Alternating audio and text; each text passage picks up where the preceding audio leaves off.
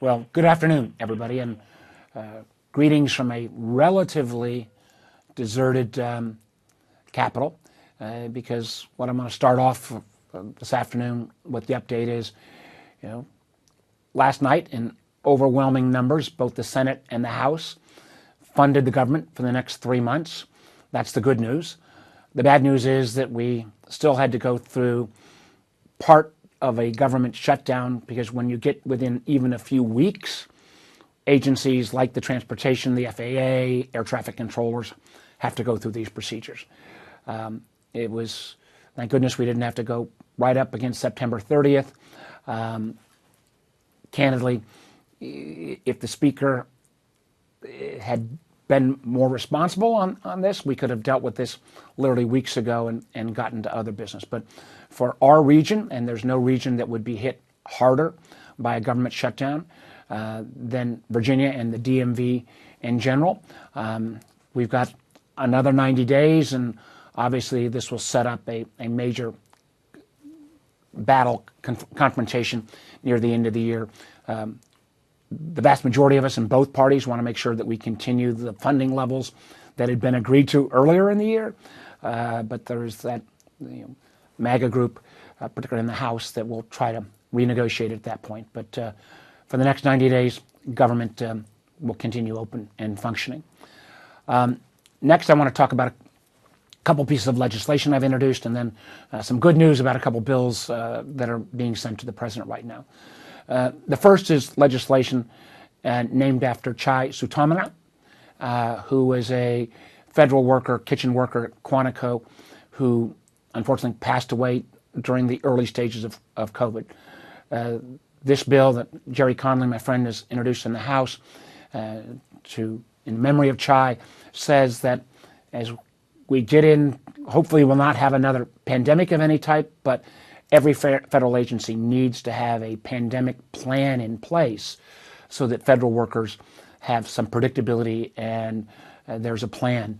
Unfortunately, Chai passed away because there was not a plan at the beginning of COVID, and we do this in honor of him, but also to make sure that our federal workers, particularly as we head into flu and unfortunately rebounding of COVID, that we be prepared for any eventuality. Another piece of legislation that I've been working on for some time with Senator Ron Wyden, the chair of the Finance Committee, is a bill called the Keep Obstetrics Local Act, or COLA. I spent a lot of time in Southside Virginia, where we've had 5 maternity wards close at rural hospitals. That's part of over 300 rural hospitals over the last period of time that have shut down their obstetrics units. And that means that women who are about to give birth in some communities may drive 3 and 4 hours. This legislation would provide greater reimbursement, and if a hospital delivered less than 300 babies a year, there'd be some additional federal funding to make sure that at least there were bare bones operations, because as we know, in pregnancies you can have an emergency leading up to birth, and the idea that there's no one at that rural hospital that has any skills in obstetrics is a real concern. This is something, unfortunately, Southside Virginia has been particularly plagued by this, and my hope is this legislation will potentially even see its way through in the end of the year tax wrap-ups. Finally, a bit of good news, and I'm co-chair of the Alzheimer's Association. My mom had Alzheimer's for 11 years, 9 years of which she didn't speak. My dad and my sister took care of her with some extra help. We know Alzheimer's is a disease that not only devastates the individual affected, but oftentimes the family and the caregivers. I've worked closely with Susan Collins, who's the co-chair on this Alzheimer's task force, and we're really sending a couple bills to the president now that would both reauthorize for a longer period of time the Alzheimer's Authorization Act to make sure that we provide the funding that's needed, as well as trying to make sure that each year, National Institute of Health does an assessment of where we stand. While we've made progress on some drug protocols for Alzheimer's, there's still so much more to do. And frankly, as we think about technology in healthcare, particularly technology like my wearable here that monitors your activity, if we can lower obesity, cardiovascular conditions, that will actually cut back on the onset of Alzheimer's. That combined with additional drug therapy would be great news for a lot of families that are challenged, or frankly, a lot of middle-aged families that may have genetic predisposition. So good news in terms of the Alzheimer's front, but obviously much more work to do. So with that, Laura, why don't I turn it over to you, and we'll be happy to take your questions. Senator, our first question will be Mitchell Miller with WTOP. Hi, Senator. Thanks a lot for joining us. My question has to do with the CR and extending FEMA funding through December. Even though the current levels are extended, the disaster relief fund, as I understand, is going to face a nearly $2 billion deficit by the end of the month, and then has a whole bunch of needs moving forward. Would you have liked to have seen supplemental emergency funding for FEMA included in that CR? And do you think that that is something that will get approval when Congress returns? I absolutely would have liked to have seen additional disaster relief funding in the CR. Matter of fact, one of the earlier versions in the House had proposed some. I know, for example, Senator Schatz from Hawaii points out that they're only still at the beginning of the rebuilding process in Maui. We're living real time right now in what could be the worst hurricane to hit Florida, my understanding, in a couple years, in Helene, and we may actually see some of, hopefully not too much of the after effects in the ensuing days. Natural disasters are unfortunately more and more a part of life, a lot of that due to climate change, and the fact that that additional FEMA funding was not put in was a mistake. We always will, at the end of the day, come back and do it, but this is sometimes some of the short-sightedness of those who want to fund to a specific level without recognizing other extenuating circumstances, because always Congress comes back and actually does this. I wish we'd have done it and gone ahead and bit the bullet on this in this CR. Senator, our next question is Tom Fitzgerald with WTPG. Hey, thank you. I think somebody's not muted, so we might be getting some feedback here. Yeah, a lot of feedback. So if we could, thanks, Tom, for pointing that out. Okay, I'll that sounds good. Senator, in your capacity as the chairman of the Senate Intelligence Committee, there have been reports that we know now that Senator Ben Carson of Maryland had been targeted by a deep fake phone call purporting to be a training. Senator Cardin was able to recognize it, cut off the call, but that has now sparked a warning from, we understand, the U.S. Capitol Police. Now, understanding that this is an active investigation, what can you tell us about this activity of targeting United States senators from presumably overseas influence, trying to get you to say things that use their own purposes? Yeah, I got the question, but please, and I don't think it was you, Tom, but if you're not on mute, there's lots and lots of feedback. So if we could all be courteous of each other, that would be great. Let me first of all say, it actually wasn't a phone call; it was a Zoom. There was an image being portrayed, and the investigation has started. If you look back, I have been talking about this for the last year plus, that foreign governments will try to meddle. A lot of that has been around election interference. But in this case, and again, this is just based on the public reading, I've not had a full brief yet, that this was an attempt to try to manipulate Senator Cardin into saying things that could be detrimental. Luckily, it was spotted.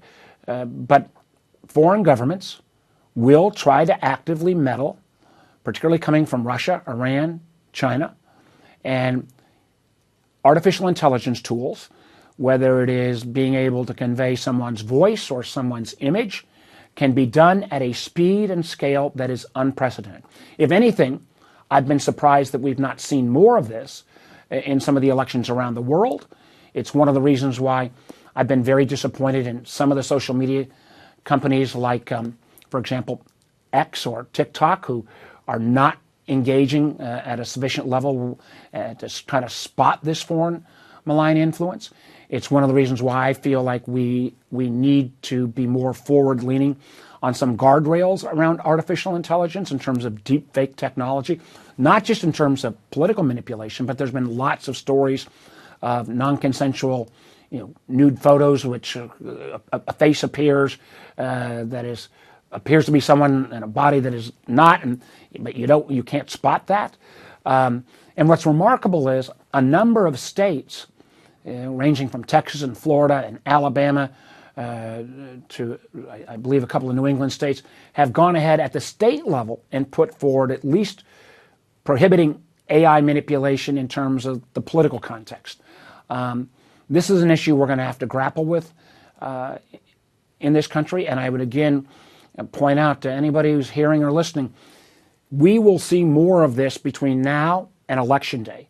And frankly, our enemies will try this manipulation, not even leading up to Election Day, but particularly in the presidential race, if it is close. The ability to try to interfere during the counting of our ballots, or the ability to put up an image of someone that appears to be an election official or a judge that's not a judge, that might appear to be destroying ballots or manipulating a vote count, could literally cause violence in our country. So we need greater cooperation with social media. We need, frankly, some rules of the road that we're not going to get at the federal level. And we need to make sure that our intel community and law enforcement community is on this, because nation states realize it is cheap and unfortunately relatively effective to try to interfere with policymaking or political campaigns. Let me be clear. Americans have got the right under the First Amendment to say whatever they want, no matter how little it may be tied to facts. But what is not allowed in our law is the fact that a foreign intelligence service should be able to come in and create content, amplify it, not deliver that, or in the case of what appears to be the case in terms of Senator Cardin, an attempt to actually manipulate American policy. And as Senator Warner said, please mute your mics and mute your devices when you're not asking a question. When you are asking a question, please raise your phone to your mouth or raise your receiver to your mouth so that you're not speaking on speakerphone. Our final question is from Atra El-Nashar with Sinclair. Thanks, Senator. As you know, Ukraine is asking the United States permission to use longer-range missiles on Russian bases, and not coincidentally, Putin is now lowering the threshold for a nuclear response so that he says an attack from a non-nuclear power with the help of a nuclear power will be seen as a joint attack against Russia. Should the U.S. grant Ukraine permission to strike Russian bases, and what do you make of Putin's statement there? Thank you. Putin has been saber-rattling since the beginning of this conflict, and thank goodness so far, as the Ukrainians have bravely pushed back the Russians and held them off, he's not made good on these kind of threats.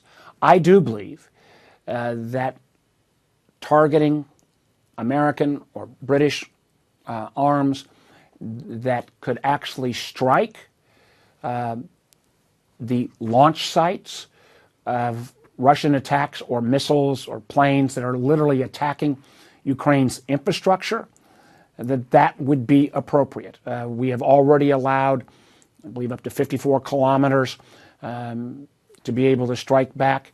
I don't think the Ukrainians don't have such a large volume of these British and American munitions that it could dramatically change the outcome of the conflict. But being able to strike, not broadly, but strike back at the launch facilities that are literally attacking Ukraine I think makes sense. I would say this: the Ukrainians have shown some success recently with their own long-range drones. I think that is I commend them and how courageous the Ukrainians have been. And again, it boggles my mind that there are some in America that can't just make the statement that it does matter who wins this war, that Putin's aggression, if he is rewarded with victory in Ukraine, the next step will be the Baltic states or Poland or NATO members. We need to stand with our Ukrainians who, without the loss of a single American or NATO soldier's life, have literally taken out, as I've said before, 87% of Russia's pre-existing ground forces. They deserve the support. And again, I think the overwhelming majority of Americans is reflected in the fact that over 80% of the Congress, Democrat, Republican, House, Senate, voted for that Ukraine aid. We ought to go ahead and allow them to at least strike back to those sites that are launching the missiles and other attacks against Ukrainian soil. Senator, that was our final question. Thanks, everybody.